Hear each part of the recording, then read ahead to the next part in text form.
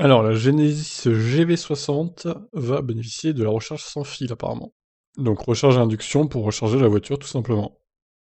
Donc, on en a déjà parlé hein, de ce SUV luxueux du groupe Hyundai. L'information aurait été confirmée aux médias par Genesis, qui entend ainsi faire du GV60 l'un des premiers véhicules électriques de série équipés à l'achat de ce système de recharge. Le principal intérêt est pouvoir se passer du câble nécessaire pour brancher sa voiture et recharger sa batterie. Ça ne paraît pas être l'un des enjeux primordiaux autour des voitures électriques, notamment pour une recharge à domicile, mais cela fait maintenant de longues années que cette technologie est en développement, et elle semble suffisamment au point pour être directement intégrée au GV60. Le programme pilote devrait être lancé en Corée du Sud en 2022 afin d'évaluer l'efficacité de cette innovation sur le produit. L'entreprise Witricity travaille avec le groupe Hyundai. Dans cette perspective, il faudra attendre encore pour savoir si cette innovation sera proposée sur les véhicules vendus en dehors de la Corée du Sud. Concrètement, pour permettre à ce système de recharge de fonctionner, il faut disposer d'une plaque à même le sol incluant une première bobine, tandis qu'une autre bobine doit être installée sous le véhicule et reliée à la batterie.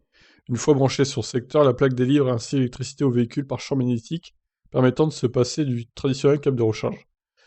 Ouais, alors quid de la perte, hein, par contre. Une innovation déjà popularisée pour la recharge de certains smartphones compatibles. La voiture avertit que la recharge est en cours via l'écran central à l'intérieur de l'habitacle, et indique notamment si le véhicule est placé au-dessus de la plaque. Cela s'inscrit dans la continuité du déploiement de la nouvelle norme J2-954, mise au point par SAE International pour la recharge sans fil des véhicules à l'arrêt, avec 3 vitesses de recharge potentielles allant de 3,7 kW, 7 kW et 11 kW. De son côté, Witricity affirme que la recharge pourrait atteindre des seuils d'efficacité compris entre 89 et 94% pour une garde au sol de 10 pouces, je dirais. Alors, effectivement, s'il y a que 5 ou 6% de perte, ça va, c'est pas mal. C'est un bon score.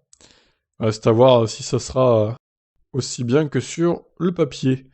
Bon, ben voilà, après la voiture en elle-même me plaît pas trop, la Genesis là, mais au final, si la recharge à induction ça marche si bien, pourquoi pas tester, hein. Bah écoutez, je vous laisse me dire ce que vous en pensez. Qu'est-ce que vous en pensez de cette recharge sans fil là?